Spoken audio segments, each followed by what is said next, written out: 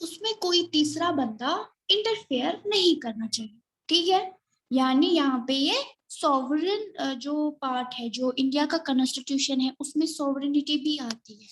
यानी इंडिया के जो मसले हैं, इंटरनल मसले, वो खुद सुलझाएगा, तीसरा कोई भी मुल्क बीच में नहीं आएगा, ठीक है।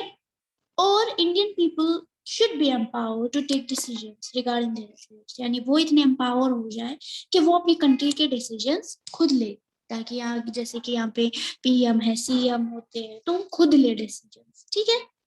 क्योंकि इनका एक डिससेटिस्फैक्शन था विद ब्रिटिश रूल, वो बिल्कुल भी सेटिस्फाइड नहीं थे ब्रिटिश रूल से, ठीक है। सो यहाँ पे मतलब ब्रिटिश रूल ने अलग अलग एक्ट लगाए थे, जैसे कि इंडियंस हथियार नहीं रख सकते, उसके लिए आया था द आर्म्स एक्ट, ठीक है। सेम ईयर में वर्निकुलर प्रेस एक्ट लागू किया गया, जिसमें मतलब मतलब ये जो एफोर्ट लगा रहे थे कि ये जो बाकी लोग हैं वो चुपचाप ना बैठे, वो लिखे, न्यूज़पेपर्स में लिखे, ठीक है। लेकिन अब उसके बाद भी वर्निकुलर प्रेस एक्ट, यानी जो भी न्यूज़पेपर आएगा वो पहले चेक होगा, ठीक है। तो चेकिंग के बाद वो पब्लिश होगा, समझ आया।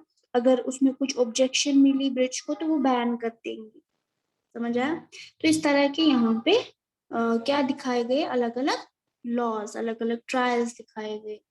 सो इंडियंस को क्या चाहिए था? इंडियंस को चाहिए था एडुकेटेड इंडियंस, यानी कि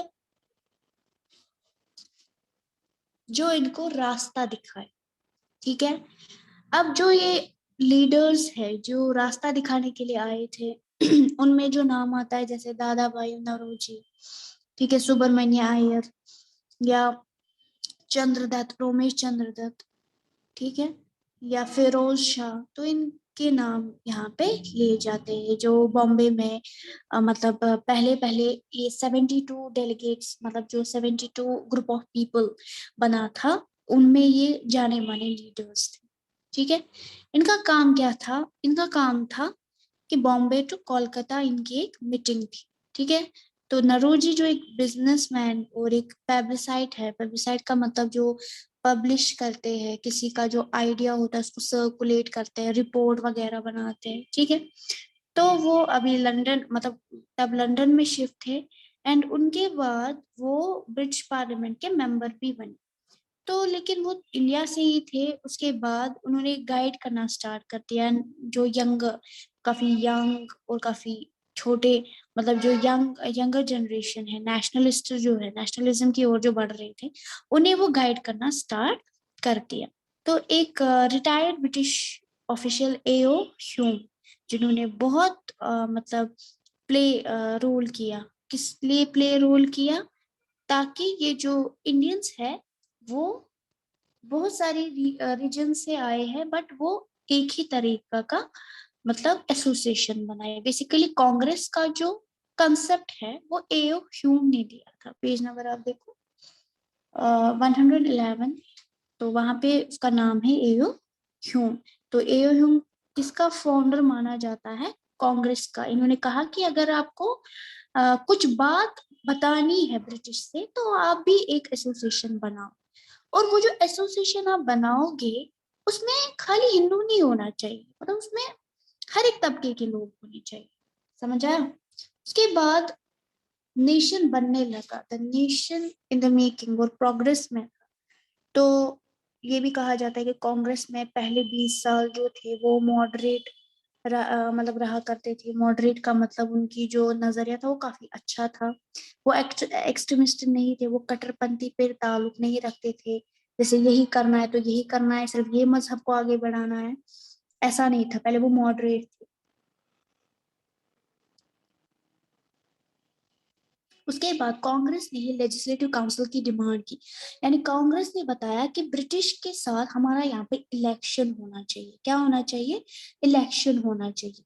एंड उसके बाद इन्होंने सिविल सर्विस का एग्जाम रखना स्टार्ट कर दिया। तो वो सिविल सर्विस पहले लंदन में हुआ करता था, अब वो चाहते थे कि इंडिया के अंदर तो डिमांड रखी गई कि एडमिनिस्ट्रेशन में हम भी पार्ट देंगे, आप सिर्फ ब्रिटिश ही मतलब राजा बनता है, चीफ बनता है, हम हमारे ऊपर रूल करता है, तो ऐसा नहीं चलेगा। ऐसा कैसे चलेगा, हमारी कंट्री है तो हम भी इलेक्शन में पार्टिसिपेट करेंगे। तो इलेक्शन में पार्टिसिपेट किया उन्होंने, ठीक है। उसके बाद ये जो ब्रिटिश था, क्योंकि उनको मतलब ये हमेशा सोचते थे कि इंडियंस उस लायक ही नहीं है कि इनको कोई रिस्पॉन्सिबिलिटी पोजीशन दी जाए, ठीक है। तो उसके बाद ब्रिटिश ऑफिसर जो थे वो मतलब बहुत सारे मतलब बहुत सारे तबके पे वो ब्रिटिश ऑफिसर क्या करते थे, उनके घर सैलरीज भेजा करते थे, ठीक है। तो इनको ये हो था कि मतलब जितना हम लोग इंग्लैंड ले जाएंगे पैसा, क्योंकि बेसिकली इनको इंडिया में इंटरेस्ट नहीं था, इनको यहाँ की जायदाद, यहाँ के लैंड में इंटरेस्ट था, यहाँ के रिसोर्स में इंटरेस्ट था। तो वो लोग क्या करते थे, जितना भी कुछ माल आता था तो वो कहाँ ले जाते थे, वो ले जाते थे वो इंडिया, ये इंग्लैंड, ठीक है। उसके बाद डिमांड की गई कि सेपरेशन ऑफ द जुडिशरी, यानी एग्जीक्यूटिव से जुडिशरी को निकाला जाए।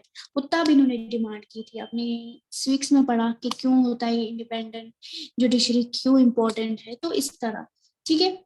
उसके बाद रिपेल किया, रिपेल मीन्स कि जो लॉ है उसको फिर से चेंज किया कि आर्म्स एक्ट ये चेंज कर दो, हम भी हथियार रख सकते हैं, ठीक है। उसके बाद ये जो कांग्रेस बना, तो कांग्रेस ने बहुत सारी चीजें अच्छी अच्छी कर ली, ठीक है। लैंड रेवेन्यू कम करवाया, फूड शॉर्टेज जो थी, जो यूरोप की वजह से हो रही थी, वो कम हो गई, रेवेन्यू कम हो गया।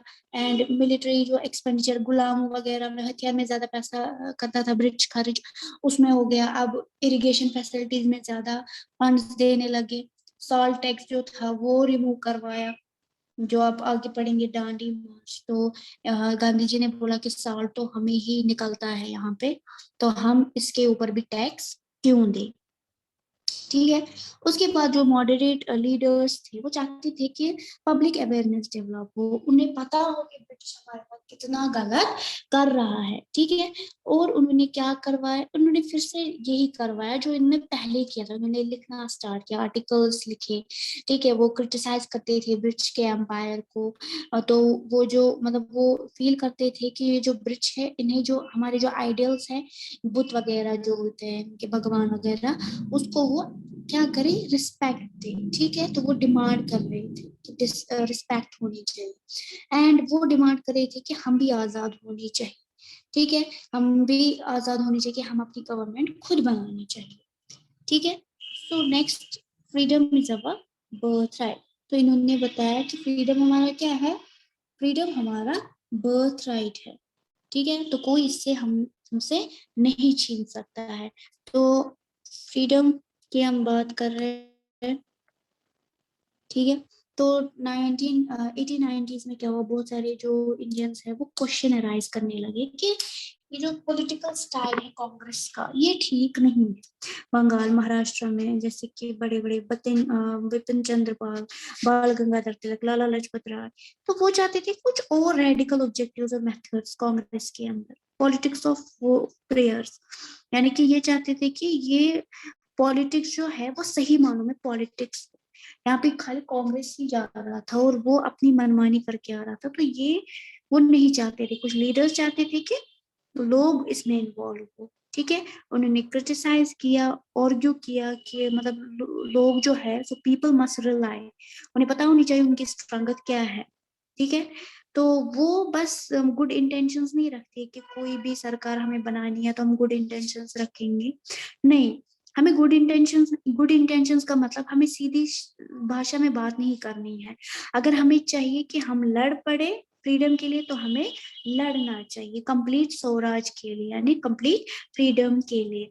तो जैसे बाल गंगाधर तिलक का ये कोट है नीचे, freedom is my birth right and I shall have it, ये मेरा बर्थ राइट है, जब से मैं पैदा हुआ हूँ ये मेरा राइट है और मैं इसे लेकर ही रहूंगा, ठीक है।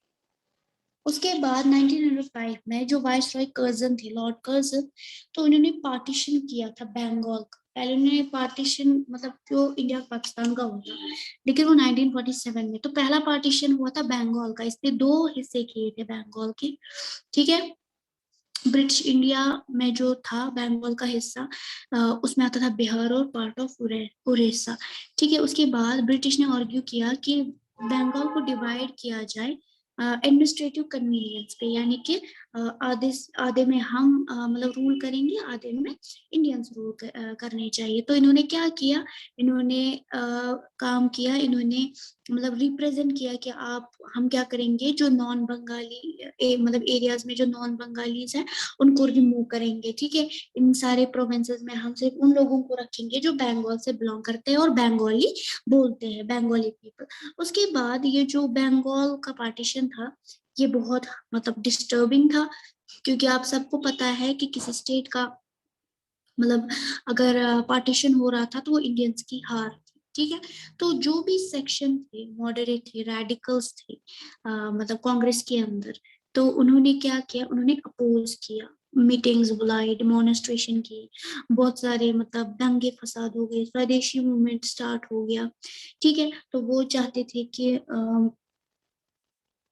ये सारी चीजें रोक के, तो उन्होंने नारेबाजी की एंड एक मूवमेंट चलाए, वंदे मातरम मूवमेंट, यानी हम लोग एक है, ठीक है। उसके बाद ये जो स्वदेशी मूवमेंट है, स्वदेश यानी कि हमारा अपना भारत है, फॉरेनर का इस पे कोई हक नहीं है, तो उसके आइडियाज जो थे वो हेल्प कर गए लोगों को, ताकि वो मतलब आजादी की लड़ाई लड़ सके। तो कुछ ऐसे इंडिविजुअल्स थे, वो चाहते थे रेवोल्यूशनरी वायलेंस, वो चाहते थे पूरा तोड़ फोड़ करना चाहिए, पूरा मतलब ये इनको अपनी बात मनवानी चाहिए, उसके लिए हमें अगर मारपीट भी करना हो तो हम करेंगे और हम ब्रिटिश रूल को उखाड़ फेंकेंगे। लेकिन कुछ ऐसे भी जैसे कि गांधी जी वगैरह, ये नॉन वायलेंस पे बिलीव करते थे, तो ये चाहते थे कि वायलेंस के बगैर हम इंडिपेंडेंस ले, ठीक है। एंड देन जो 20th सेंचुरी का मतलब पहला पहला जो 10 साल रहा, 20th सेंचुरी यानी 1900 का, तो बहुत सारे मतलब मुस्लिम के जो लैंडलॉर्ड्स होते थे, जमींदार होते थे, नवाब होते थे, उन्होंने अलग एक ऑर्गेनाइजेशन बनाई, all India Muslim league, Dhaka में 1906 में। उसके बाद इस लीग ने सपोर्ट किया, जो पार्टीशन ऑफ बंगाल है इस पे सपोर्ट किया, तो वो चाहते थे कि सेपरेट इलेक्टोरेट हो मुस्लिम्स के लिए, यानी अलग से शहर हमें बने। वही पार्टीशन का फिर बास बन गया कि मुस्लिम ने डिमांड की हमारा हमारे लिए सेपरेट इलेक्टोरेट, इलेक्टोरेट का मतलब अलग एक स्टेट दी जाए, ठीक है।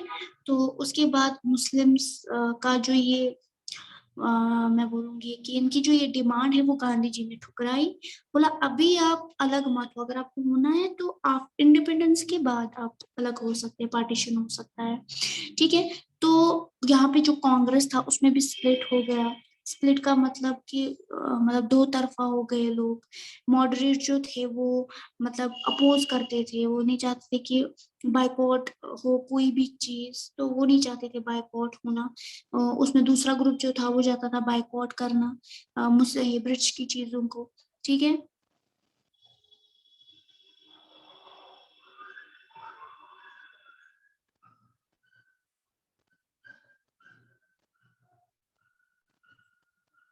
उसके बाद जो मुस्लिम लीग और कांग्रेस थे, तो इन्होंने सोचा कि हम लोग फिर से रीयूनाइट हो जाए, क्योंकि तब तक हम लोग क्या कर सकते हैं, तब तक हम लोग आजादी हासिल नहीं कर सकते हैं अगर हम एक दूसरे के खिलाफ हो गए। तो इन्होंने क्या किया, Lucknow pact, pact means agreement, sign कर दिया, ठीक है। यानी 1916 में लखनऊ पैक्ट साइन किया, और अब इन्होंने डिसाइड किया कि हम फिर से क्या करेंगे, एक साथ काम करेंगे।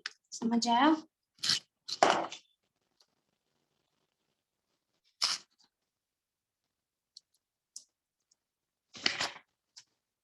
समझ आया?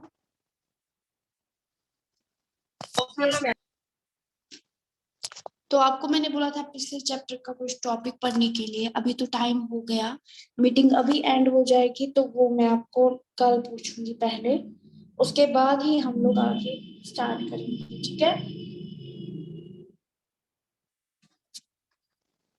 तो आप लोग लीव कर दो मीटिंग।